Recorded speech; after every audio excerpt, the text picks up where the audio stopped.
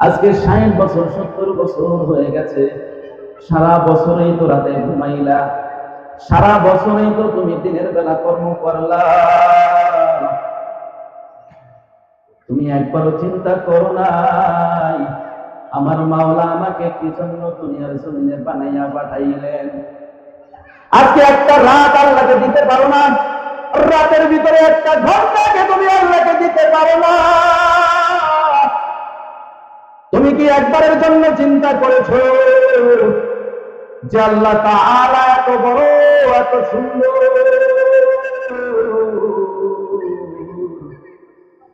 আসমানটাকে বানাইলে, এই আসমানটাকে আমার আল্লাহ বানায়া কোথাও বলে নাই ফি আহসানি তাকওয়িম। আমার আল্লাহ এই জমিনটাকে এত সুন্দর বানায়া কোরআনের কোন জায়গায় বলে নাই ফি আহসানি তাকওয়িম। আমার আল্লাহ দুনিয়ার জমিনের ভিতরে এত সুন্দর পাহাড় আর পর্বতগুলো বানায়া আমার আল্লাহ কোথাও বলে নাই ফি আহসানি তাকওয়িম। আমার আল্লাহ এই দুনিয়াটাকে এত সুন্দর করে সবুজ দিয়া সাজায়া আমার আল্লাহ কোরআনের কোথাও বলে নাই ফি আহসানি তাকওয়িম। আল্লাহ তাআলা এই মানুষকে সুন্দর করে বানায়া, এই মানুষকে আল্লাহ তাআলা দুনিয়ার জমিনে পাঠায়া আল্লাহ তৈরি করে আল্লাহ তাআলা কসম করে বলতেছেন ওয়াতিন ওয়াযাইতুন ওয়া তুর সিনিন ওয়া হাযাল বালাদুল আযীম। আল্লাহ তাআলা এখানে কসম করেছেন সূরা ৩, ওয়াতিন তিনের কসম করেছেন, ওয়াযাইতুন যাইতুনের কসম করেছেন। আল্লাহ তাআলা এখানে শহরের কসম করেছেন। কসম করার পরে আপনাকে আমাকে বলে লাকাদ খালাকনাল ইনসানা ফি আহসানি তাকওয়িম। আল্লাহ কসম করে তারপরে বলেন আমি মানুষকে এবং জিন জাতিকে বানায়া আমি আল্লাহ বলেছি ফি আহসানি তাকওয়িম। আমি আল্লাহ মানুষকে এত সুন্দর করে বানাইছি, আমি আল্লাহ মানুষকে এত সুন্দর দিয়ে বানাইছি যে এত সুন্দর করে বানাইছি আমি আর কোন সৃষ্টি জীবকে আমি আল্লাহ এত সুন্দর করে বানাই নাই। কেন বানাইছি এত সুন্দর করে তুমি জানো নি? আল্লাহ আবার বলে দিয়েছেন ওয়ামা খালাকুতুল জিন্না ওয়াল ইনসা ইল্লা লিয়াবুদুন। আমি আল্লাহ তোমাকে এবং জিন জাতিকে, মানুষকে এবং জিন জাতিকে একমাত্র আমি আল্লাহর গোলামি করার জন্য এত সুন্দর করে বানিয়েছি। আল্লাহু আকবার। কষ্ট লাগে যে তোমাকে আল্লাহ এত সুন্দর করে বানাইলো। আর আল্লাহ কোরআনের পরে বললেন যে এই বাগানটাকে, এই মাহফিলটার যতটুকু জায়গা আছে এই জায়গাকে আল্লাহ তাআলা জান্নাতের বাগান ঘোষণা করেছেন। কিন্তু কত বড় কপাল পোড়া মানুষ হওয়ার পরে আজকে আমরা এই জান্নাতের বাগানে আসতে পারি নাই। এত বড় কপাল পোড়া যে আজকে এই রহমতের বাগানে আমরা আসতে পারি নাই। এই বরকতময় এক মজলিসের ভিতরে আসার মতো আল্লাহ তৌফিক দান করে নাই। এর মতো হতভাগার কপাল পোড়া দুনিয়ার জমিনে আর দ্বিতীয়টা আমরা এসে ভক্তি না দিচ্ছি। যদি আমরা যেতে থাকি একবার আল্লাহকে একটু শুকরিয়া আদায় করে, আল্লাহ একবার আল্লাহ রাব্বুল আলামিনের দরবারে শুকরিয়া আদায় করে জোরে উচ্চ আওয়াজ আলহামদুলিল্লাহ। যে কথা বলতেছিলাম মনে আছে নি? কি গাছ মনে আছে? 3 প্রকারের গাছ। কয় প্রকার মনে আছে তো?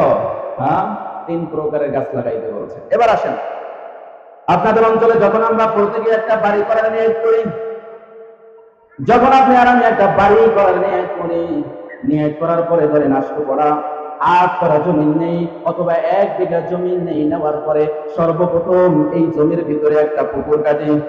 কেন? আমার এই পুকুরটা কাটার পরে পুকুর থেকে আমি যত মাটি উঠাবো এই মাটিগুলা দিয়ে আমার বাড়ির পোকাটা বান্ধাবো, ঠিক না? এবার আমি কি করেছি, বাড়ি করার জন্য পুষ্কুনি থেকে মাটি উঠাইলাম, উঠানোর পরে সুন্দর করে আমার বাড়িটা যতদূর, এই বাড়িটাকে আমি সুন্দর করে মাটি দিয়ে বানলাম। এবার যেই পুষ্কুনিটা কাটলাম, কাটার পরে পুষ্কুনির চতুর্দিকে আমি একটা কাঁচা কাটলাম, কাঁচা কাটার পরে এই কাঁচাটাকে আমি সুন্দর করে পিটাই দেই, এই কিনা? এবার বলেন তো বাবা, যখন এই পুষ্কুনির কাঁচাটাকে আমি তৈয়ার করি, তৈয়ার করার পরে এই গাছের এই যে পুষ্কুনির যে কাঁচাটা থাকে, এই কাঁচার ভিতরে আমরা সর্বপ্রথম কি গাছ লাগাই কে বলতে পারবেন? আচ্ছা, কেউ বলার? তিন প্রকারের কোন গাছ লাগাইনি, লাগাই? কেউ বলতে পারেন না? আমি আপনাদের বলে দেই, আমরা এই কাঁচাটার ভিতরে সর্বপ্রথম তিন প্রকারের এক প্রকারের গাছও লাগাই না, ঠিক কিনা? কেন লাগাই না? তিন প্রকারের গাছই তো উপকার, উপকার না? তিন প্রকারের গাছই উপকার, তারপর কিন্তু তিন প্রকারের গাছ আমরা লাগাই না। সর্বপ্রথম যে গাছটা আমরা এই কাঁচার ভিতরে দিয়ে লাগাই দেই, ওই গাছটার নাম হলো দুলফা গাছ, ঠিক কিনা? ও বাবা, আপনি কেন এখানে দুলফা ঘাস লাগান? আপনি দুলফা ঘাস লাগান এই জন্য যে আমার কাঁচার মাটি যদি আটকাই রাখতে হয়, আমার কাঁচাটাকে যদি ঠিক রাখতে আমার হয়, আমার এই কাঁচাটাকে যদি আমার ঠিক রাখতে হয়, তাহলে সর্বপ্রথম তিন প্রকারের এক প্রকারের গাছ লাগানো যাবে না। সর্বপ্রথম যে গাছটা আমি লাগাবো সেটা হলো এক নম্বরে দুলফা ঘাস, ঠিক কিনা? কেন? দুলফা ঘাস যদি না লাগাই তাহলে আমার কাঁচা ঠিক থাকবে না। যদি আমি এই গাছটা আগে না লাগাই, তাহলে যদি আল্লাহ না করুক একদিন বৃষ্টি পড়ে, এক বৃষ্টিতে আমার কাঁচার পুষ্কনি সমান, ঠিক কিনা? সর্বপ্রথম আজকের জন্য দুলফা ঘাস লাগাই। যদি আমি দুলফা ঘাস সমস্ত কাঁচার ভিতরে লাগাই দেই, তাহলে আমার এই কাঁচা কোনোদিন ভাঙবে না, ঠিক কিনা? দুলফা গাছ লাগানোর পরে যদি আমি তিন প্রকারের গাছ লাগাই দিই, আমার কাছে কোনোদিন কিন্তু ভাঙবে না, ঠিক কিনা বলেন? ও ভাই, তুমি বাড়ি বানানোর জন্য আর কাঁচাকে আটকানোর জন্য তুমি বুঝেছ যে দুলফা গাছ যদি লাগানো হয় তাহলে এই কাঁচা কোনোদিন ভাঙবে না। কিন্তু বিশ্বনবী সাল্লাল্লাহু আলাইহি ওয়াসাল্লাম তোমাদের হাজার বছর আগে বলে গেছেন, তলাবুল ইলমি ফরিদাতুন আলা কুল্লি মুসলিমা মুসলিমা, তলাবুল ইলমি ফরিদাতুন কুল্লি মুসলিমা মুসলিমা। প্রত্যেকটা নর নারীর জন্য দ্বীনি ইলম শিক্ষা করা ফরজ। তুমি যদি সর্বপ্রথম তোমার জেহেনের ভিতরে সর্বপ্রথম যদি তুমি দ্বীনি ইলম শিক্ষা করো, তুমি যদি সর্বপ্রথম দ্বীনি ইলম শিক্ষা করো, তুমি সর্বপ্রথম যদি তোমার জীবনের প্রথম যদি কোরআনটাকে ঢুকাইতে পারো, তোমার জেহেনের ভিতরে যদি সর্বপ্রথম তুমি কোরআনটাকে ঢুকাইতে পারো, তোমার জিন্দেগি যেদিকেই যায়, তোমার জিন্দেগি যদি ভার্সিটিতে যায়, তোমার জিন্দেগি যদি ডক্টর ইঞ্জিনিয়ারের ভিতরে যায়, তোমার জিন্দেগি যদি যেথায় মন চায় সেথায় যায়, দুলফা গাছের মতো যেভাবে জীবনে কোনোদিন কাঁচা ভাঙবে না, তুমি আর আমি জীবনে মরার আগ পর্যন্ত কোনোদিন পথভ্রষ্ট হব না, ঠিক কিনা? জীবনের প্রথমে যদি কোরআনটাকে দেহের ভিতরে যদি কেউ দিতে পারে, এই মানুষটা যেখানেই যাক, যদি ইঞ্জিনিয়ার হয়, ডক্টর হয়, কোনোদিন এই লোকটা পথভ্রষ্ট হবে না। কারণ হচ্ছে একটা, বিশ্বনবী সাল্লাল্লাহু আলাইহি ওয়াসাল্লাম বলেন, পৃথিবীর জমিন থেকে আমি বিদায় নিলাম, আমি যখন চলে যাই, বিশ্বনবী সাল্লাল্লাহু আলাইহি ওয়াসাল্লাম দুনিয়া থেকে চির বিদায় নিলেন। যাওয়ার সময় বলে গেলেন যে তোমাদের মাঝে আমি দুইটা জিনিস রেখে গেছি। কয়টা জিনিস? দুইটা জিনিস রেখে গেছে আমি। দুইটা জিনিসের যদি তোমরা দুইটা জিনিসকে ধরে রাখতে পারো, তোমরা মৃত্যুর আগ পর্যন্ত কোনোদিন পথভ্রষ্ট হবে না, ঠিক না? সেই দুইটা জিনিস কি? এক নম্বরে হচ্ছে কোরআন, দ্বিতীয় নম্বরে হচ্ছে বিশ্বনবী সাল্লাল্লাহু আলাইহি ওয়াসাল্লামের সুন্নাহ, ঠিক না? কয়টা? জোরে আওয়াজ দিয়ে বলেন, কয়টা? একটা কি? কোরআন। জোরে আওয়াজ দিয়ে বলেন, এক নম্বরে কি? দ্বিতীয় নম্বরে কি? নবীর সুন্নাহ। দ্বিতীয় নম্বরে কি? এবার বলেন, সবার ভিতরে কোরআন আছে। যদিও কোরআন শরীফ যেটা আমরা দেখে দেখে পড়ি, এই কোরআন শরীফ সবার ঘরেই আছে, কিন্তু ওই কোরআন শরীফ পড়ার ব্যাপারে আমরা কেউ নাই, ঠিক কিনা? যদি বলা হয় কারো ঘরে যাওয়ার পরে যদি বলা হয় তোমার ঘরে কোরআন আছে, কোরআন শরীফটা নিয়ে আসো, তখন দেখা যায় কোরআন শরীফটাকে তিনি ভালো করে ভিতর থেকে মুছে আনেন। আনার পরে যখন হুজুরের কাছে দেন, দেওয়ার পরেও দেখেন হুজুর এবার তিনি ঘর থেকে মুছে আনছেন, তারপরও ওটার উপরে দেখেন যে আরো 2 মণ ময়লা আছে, ঠিক কিনা? পড়ার কারণে হয়েছে না রেখে দেওয়ার কারণে হয়েছে? যদি প্রতিদিন সকাল সন্ধ্যা 2 বার কোরআন পড়তো, তাহলে এই কোরআন শরীফের উপরে কোনোদিন ধুলার ময়লা পড়তো না, ঠিক কিনা? এবার বলেন, কাঁচা রাখবেন না বিলীন করবেন? মনে আছে? পুকুরের কাঁচা রাখবেন, পুকুরের কাঁচা বহাল রাখবেন না কি করবেন? ভেঙে দিবেন। রাখবেন কাঁচা? তাহলে কাঁচা রাখার জন্য কি লাগবে? এলেন লাগবে। কি লাগবে বলেন? আওয়াজ দিয়ে বলেন, কি লাগবে? আমি এবার এই ফাঁকে একটা গল্প বলি, কেউ রাগ করবেন না তো? 6টা 46 রাগ করবেন? পৃথিবীর জমিনে এমন কোন মানুষ আছেন যে 2 কাজ একসাথে করতে পারবেন? আছেন? কেউ আছেন? যদি কেউ থাকেন হাত জাগান। 2 কাজ একসাথে করতে পারবেন এমন কোন মানুষ দুনিয়া আছেন? পরীক্ষা দিয়ে দেয় একটা, বাড়িতে ট্রাই করবেন। এই আঙ্গুরটা নাড়াবেন, এই আঙ্গুরটা নাড়াবেন, বসান দিন, এই আঙ্গুরটা নাড়াবেন আর ছোট্ট একটা বিস্কুট হাতে নেবেন। এক হাত দিয়ে বিস্কুট খাবেন, আর এক হাত দিয়ে আঙ্গুর নাড়াবেন। বিস্কুটটা খাওয়া শেষ করবেন, আঙ্গুর নাড়ানো বন্ধ করতে পারবেন না। ট্রাই করে দেখবেন বাড়িতে বসে। বিস্কুটে কামড় দিতে দেরি আছে, আঙ্গুর থামতে দেরি হবে। কারণ কি জানেন? আপনার ভিতরে মন কয়টা? কথা বলে না। মন কয়টা? জেহেন কয়টা? ভিতরে মাথা কয়টা? একটা ব্রেন একটা কাজে ব্যয় হয়, দুই কাজে ব্যয় হয়। যদি ব্যয় করতে চান তাহলে কিছুই পাবেন। ও ভাইরা পেরেন না, যারা এখানে বসে আছেন আলহামদুলিল্লাহ, দুঃখ নাই। কিছু কিছু মানুষ আছেন বসে আছেন, দুঃখ নাই। বসে বসে আমার বয়ান শোনেন, চীনা বাদাম খান। বয়ান তো মাথায় যাবে না, বাদাম খাওয়া হবে না। যে যে বাদাম খান, চোখ বুঝে বসলাম, চোখ বুঝে বললাম, বাদাম যেখানে আছে সেখানেই রেখে দেন। 15 মিনিট বয়ান করব, 15 মিনিট করে বয়ান ছেড়ে দিব। বাবা অন্তত 15 মিনিট কিছু নিয়ে যান। দুই কাজ একসাথে হয় না, দুই কাজ একসাথে হয় না। বয়ানটা একটু 15 মিনিট শুনে যান। বলেছিলাম যে নিজে যদি জাহান্নাম থেকে বাঁচতে হয়, আহাল পরিবারকে যদি জাহান্নাম থেকে বাঁচাইতে হয়, এলেম লাগবে। এলেম ছাড়া বাঁচানো সম্ভব। এলেম শিক্ষা করতে পারি নাই। ও বাবা, তোমার দুষ্কর্মের কাছাকে আটকানোর জন্য তুমি বলেছো যে তুলপা গাছ লাগবে। ও বাবা, কিন্তু আপনি 60 বছর আগে 70 বছর আগে বোঝেন নাই যে দিনে এলেম শিক্ষা করা লাগবে। আজকে দিনে এলেম শিক্ষা করেন নাই বিদায় নিজেও বোঝেন না কোনটা জায়েজ, কোনটা হারাম, কোনটা করা যাবে, কোনটা করা যাবে না। এটাও নিজেও বোঝেন না, ছেলেও বোঝে না, মেয়েও বোঝে না। ছেলেকেও বুঝাইতে পারি না, মেয়েকেও বুঝাইতে পারি না, কাউকে বুঝাইতে পারি না। যার কারণে ঘরের ভিতরে অশান্তি, ছেলের ভিতরে অশান্তি, মেয়ের ভিতরে অশান্তি, স্বামীর ভিতরে অশান্তি, সমস্ত জায়গার ভিতরে অশান্তি। যদি আপনি জানতেন, পথ চলতে জানতেন, এলেম থাকতো, তাহলে নিজেও চলতে পারতাম, পরিবারকেও চালাইতে পারতাম। আজকে নিজে এলেম শিখতে পারি নাই বিদায় কিন্তু আমি চলতে পারি না, নিজেও চলতে পারি না, পরিবারকে চালাইতে পারি না। এবার বলেন, নিজেকে শেখার জন্য তাবলীগ জামাত আছে, সেখানে গিয়ে শিখতেন তো ইনশাআল্লাহ? শিখবেন তো? আপনাদের এবার আছেন ছেলে মেয়ে, ছোট ছোট ছেলে মেয়ে, নাতি, মেয়ের ঘরের নাতি, ছেলের ঘরের নাতি, যে যেখানে আছে, এই বাচ্চাদেরকে সর্বপ্রথম 3 বছর এলেম শিক্ষা করাবেন তো, কোরআন শিক্ষা করাবেন তো, নবীর হাদিস শিক্ষা করাবেন তো। 3 বছর ধরে আপনার মন চায় যেখানে সেখানে ইচ্ছা দেন, কোনো সমস্যা নাই। অন্তত 3 বছর তাকে শিক্ষা দেন, কোরআনটা অন্তত তার জেহেনের ভিতরে দেন, তাহলে সে কোনোদিন পথভ্রষ্ট হবে না।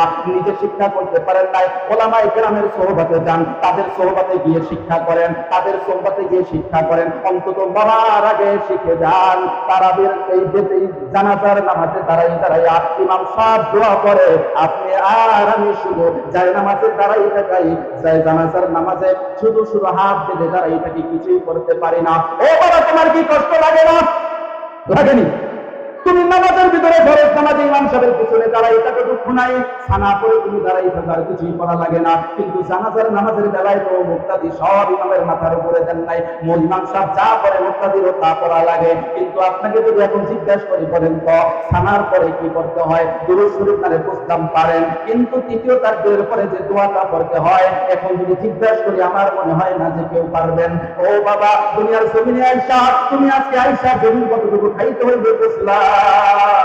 আজকে তোমার দুনিয়ার ভিতরে সংসারটা সাজাইতে হইবে বুঝলাম। আজকে তোমার কোটিপতি হইতে হইবে সেটাও তুমি বুঝলাম। কিন্তু তোমার জানাজার নামাজে দাঁড়াইয়া দোয়া করতে হইবে, এটা তুমি আজও পর্যন্ত বুঝলা না। তোমাদের 5 ওয়াক্ত নামাজ সুষ্ঠুভাবে আদায় করতে হইবে, এটা তুমি আজও বুঝলা না। দুঃখ হয় আজকে বড় বড় চেহারের উপরে বসে আছে, বড় বড় চেহারের মালিক হয়েছে, কিন্তু আজকে তাকাইয়া দেখলাম খালেদা জিয়ার জানাজায় কত মানুষ হইল, লক্ষ লক্ষ মানুষ হইল, ঠিক কিনা? হয়েছে কিনা? ওরে ভাই, বড় বড় চেহারের মালিক, কোটি কোটি টাকার মালিক, আজকে কোনো কিছুর অভাব নাই। জানাজার নামাজে দেখলাম শুধু দাঁড়াইয়া এভাবে তাকাই রয়েছে, কোন দিকে তাকাইতে হইবে সেটাও জানে না, কোন দিকে তাকাইতে হইবে সেটাও জানে না। জানাজার নামাজে হাত ওঠে না সেটাও জানে না। কেউ দেখে হাত উঠায়, কেউ যদি চতুর দিকে তাকায়, ইমাম সাহেব সালাম ফিরায়, সালামটা কিভাবে ফিরাইবে তাও সে জানে না। ও বাবা, তোমাকে আমি ডাক দিয়ে বলি, তুমি আর জমিনে তুমি কি পাইলে একটু মন্দারে বুঝাও। মরণের সাথে তিনবারের প্রেসিডেন্ট দুনিয়া থেকে চলে চির বিদায় নিয়ে চলে গেল, শুধু 5টা কাপড় নিয়ে চলে গেছে, আর কিছু নিতে পারছেনি রে বাবা। একটু আওয়াজ দিয়ে বলেন, 5টা কাপড় দেখতে আর কিছু গেছে? কোনো কিছুই যায় নাই। ও বাবা, যদি ভালো আমল করে থাকে আপনার জন্য কবরে ভালো ব্যবহার করবে। যদি কোরআন শিখে থাকেন কবরে গেলে ভালো ব্যবহার পাবেন। যদি নবীর সুন্নাত আপনি শিখে দিতে পারেন তাহলে কবরে ভালো ব্যবহার পাবেন। আর যদি না শিখে যান তাহলে কিন্তু কপালে ভোগ ছাড়া কিছু নাই, ঠিক কিনা? ও ভাই, যদি এলেন শেখেন, ভাইদেরকে একটু বলে শেষ করে দিব। এলেন যদি না শেখেন আপনার গজবটা কি দেখেন। এই যে গতকালকে বছরের প্রথম দিন গেল, প্রথম রাত গেল, হার্টি কি নাইট, কথা বলে না, হার্টি কি নাইট, 31st নাইট। আজকে তো এখানে সব বুড়ারা আসছে, কারণ যুবকরা কেউ নাই। কারণ হচ্ছে যুবকদের এখন ওয়াজ শোনার সময়, বুড়ারা ওয়াজ শুনে কি করবে? বুড়ারা তো শেষ, এরা তো এখন সব কিছু শেষ করে হারাইয়া এখন শুধু মসজিদে বসে বসে খালি জিকির করে আর আল্লাহ মাফ করে দাও, ঠিক না? ওয়াজ লাগে যুবকদের। 31st নাইট গেছে, বলেন তো এটা মুসলমানদের জন্য হারাম না হালাল? করেছে কিনা? করেছে না? আজকে যদি এরকম থাকতো, কোরআন শিক্ষা থাকতো, মাথার ভিতরে কোরআন থাকতো, তাহলে 31st নাইট পালন করতো না, ঠিক কিনা? আজকে যদি কোরআন থাকতো আপনার আমার ভিতরে, আজকে এলেন থাকতো, এলেনে বলতো না গান বাজনা করা যাবে না, 31st নাইট পালন করা যাবে না, জন্মদিন পালন করা যাবে না, জন্মদিনের ভিতরে কেক কাটা যাবে না। আজকে যদি এলেন থাকতো তাহলে আপনি বলতেন না না, আমি না খেয়ে মরে যাবো, তারপরে সুদের উপরে আমি টাকা আনবো না। যদি আপনার আমার ভিতরে এলেন থাকতো, কোরআন থাকতো, নবীর সুন্নাত থাকতো, তাহলে আপনি বলতেন আমি না খেয়ে মারা যাবো, তারপরে আমি কিন্তু জমিন অপরের কাছে রাখবো না, ঠিক কিনা? আপনি যদি এলেন থাকতো, কোরআনকে শিখতেন, আল্লাহকে যদি ধারণ করতে পারতেন, আল্লাহর ভয় যদি আপনার আমার অন্তরের ভিতরে থাকতো, তাহলে আপনি বলে দিতেন আমার কোটি কোটি টাকা থাকলে আমি দান সদকা করবো, আমি মক্কায় গিয়ে করে থাকবো, আমি মদিনায় গিয়ে করে থাকবো, তারপর আমি কারো জমিন গিরবি রাখবো না। কারণ হচ্ছে আমি গিরবি জমিন দেখে হারাম সুয়ার আমি খাবো, ঠিক কিনা? শুধু এলেম না থাকার কারণে কাজগুলি হচ্ছে, ঠিক কিনা? আওয়াজ বলে, ঠিক কিনা? তাহলে এলেম লাগবে নি? লাগবে। নিজে জাহান্নামের আগুন থেকে বাঁচা লাগবে নি? নিজেকে যদি জাহান্নামের আগুন থেকে বাঁচাতে হয় তাহলে লাগবে কি? বলে না, এলেম কি লাগবে? এলেম। আহাল পরিবারদেরকে যদি জাহান্নামের আগুন থেকে বাঁচাইতে হয় তাহলে কি লাগবে? লাগবে নি? তাহলে এলেম শিক্ষা দরকার আছে নি? আমাদের তো বয়স হয়ে গেছে, এলেম শেখার সময় নাই, কিন্তু তাবলীগ জামাত কিন্তু আছে, আসেনি? প্রত্যেকটা মসজিদের ভিতরে ইমাম সাহেব আছেনি? আছে? ওলামায়ে কেরামদের সোহবতে যাইতে হবে, ওলামায়ে কেরামদের সাথে বসতে হবে, তাদের কাছ থেকে শিখতে হবে, ঠিক কিনা? না বলবেন যে আলেমরা বুঝি কি? হ্যাঁ, ডায়লগ একটা আছে না? কি ডায়লগ আছে? আলেমরা বুঝি কি?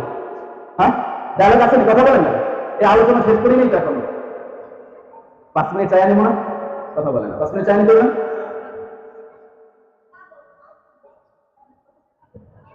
বলে না হুজুররা বুঝি কি? বলেনি হুজুররা বুঝি কি? ও ভাই, হুজুররা যা বলছে তা তুমি বুঝো? হ্যাঁ, হুজুররা বোঝে, কিন্তু অনেক সুন্দর বোঝে। হুজুররা সূরা ফাতিহা সুন্দর করে পড়তে পারে। হুজুররা পবিত্র কোরআনটা মাথার উপরে নিয়ে কি করে বহন করে। হুজুররা বিশ্বনবী সাল্লাল্লাহু আলাইহি সাল্লামের সুন্নাত তরিকা অনুযায়ী চলে। হুজুররা হালাল খায়, হারাম খায় না। হুজুররা সব সময় আল্লাহর ভয় অন্তরে লালন করে, তারা গুনাহ করতে চায় না। শয়তানের ধোঁকায় পড়ে যে একটা গুনাহ হয়ে যায়, হয়ে যাওয়ার সাথে সাথেই করে 5 ওয়াক্ত নামাজের পরে পরে আল্লাহু আকবার, আস্তাগফিরুল্লাহ, আস্তাগফিরুল্লাহ, আস্তাগফিরুল্লাহ। গুনাহ হইতে দেরি আছে, আল্লাহ মাফ করতে দেরি করে।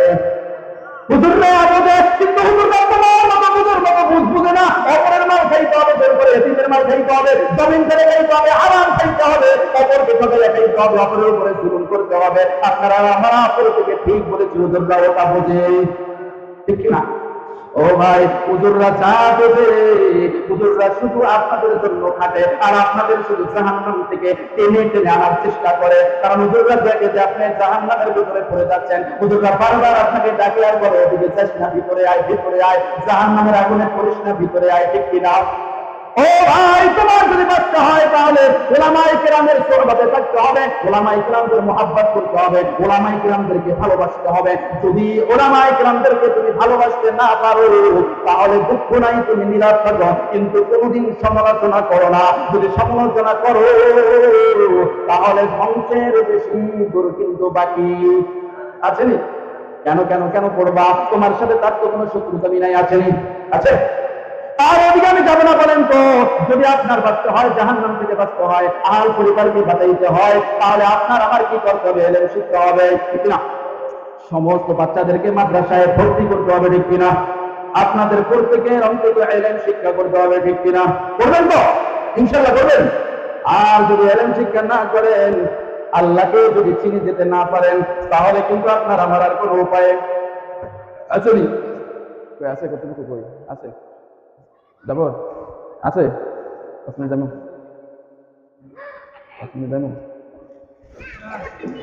সব পরিচালক কাঁপে। যাই হোক, আপনাদের আয়াত করেছি, কি বলেছিলাম? আয়াত করেছিলাম, কিন্তু আয়াতের শেষ পর্যন্ত যেতে পারি নাই, শুধু অর্ধেক করেছি। একজনে জবাব দেন, আদান একজন আদান করবেন।